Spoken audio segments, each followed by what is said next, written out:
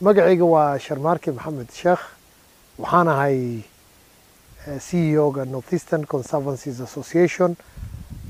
saad u arkaysaan maanta dhacda aad u fulxun baa dhacday oo waxaa dhacay dad geri ugaarsada oo ka shaqeysta yaa lagu dilay degmada El Cadow locationka El Cadow oo Wajir County dhibkana wuxuu dhacay saaka Alasaydi ayagoo geri fiijisanaya yaa shacabkii baa ka war helay shacabkii baa dawladii soo wargelisay nimankana waa lagu daba jiray marka ayagoo gerigii dilay oo qalanaya markaa qowracay yaa loo yimi oo qalanaya oo haragii ka saaraya intay ka carari lahaayeenna nasiib daro qoryo wateen nimankan geriga waxay ku dilaan qoryo waxay sameeyeen marka nimankii askarta ahaa iyay qoryihii iyo dagaal marka halkaa ku bilaabeen ayagii qof baa ka dhintay qaar kalena waa lagu daba jiraa gawaadhi iyo maxaa la yidhaahdaa boodhabodhana waa laga hayaabaan kolleyba warka hadda siduu nagu soo gaadhay waxaa nasiib darro ah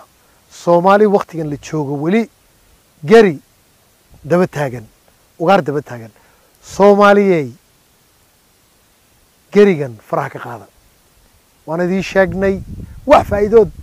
ku liibaanaysaan male xoolana kama helaysaan shilinka maanta aad ka heshaan aad ku qayshaan yacni berritoodii ka daba imanaya wax fiican ma aha sharciga wuu ka soo horjeedaa geri lama dili karo qofka lagu yimaadana waan idin sheegnay dawladda way ku daba jirtaa wayna ogsoon tahay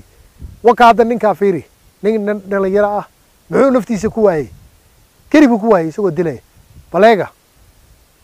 gerigan midda kale Soomaaliya aad cunaysaan waa geri xanuunsan sawiradan ayaga geriga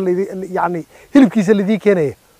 waa geri xanuuno qaba xanuunadan aad la yaaban tihiin hilibkan aad leedihiin geri daawo ma aha xanuuno wey war hilibkiina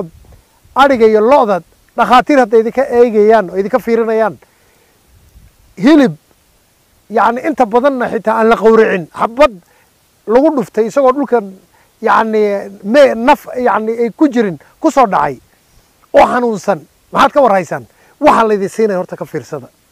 hilibkan dad qaaqlayaal baa shilimaad ka raadsada naftoodiina ku waayeen qaar badanna xabsiyay ku jiraan marka Soomaaliyey waxaa laydin siinaya horta waa sun oo weliba aan xalaal lahayn oo dee aan la qowricin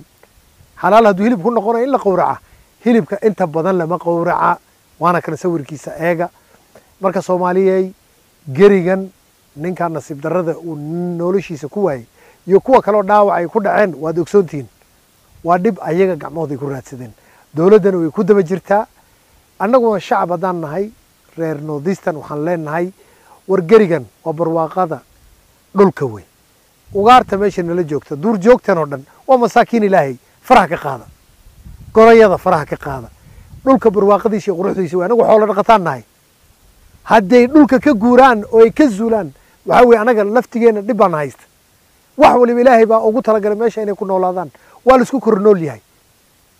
marka shaqaysta oo xoolahan tabcada wax ka raadsada sharciga Kenya ugaarta waa mamnuuc in la laaya waa lagu soo xidhi waa lagu qaban haddaad dagaalantiidna waa lagu dili sababtaa nin qori nin dawladda askar haddaad la dagaalantid waa lagu dili soo ma sida dadkan hadda saaka dagaalamay oo kale unbay u dhici marka ka waantooba Soomaaliyey qaar badan baa la xidhay qaar badan baa hadda lagu daba jiraa qaar badan baa maxkamadaha saaran maxay u saaran yihiin mashilimaadka yar oo dhulka ay ka raadinayaan ugaarta ku nool masaakiinta ah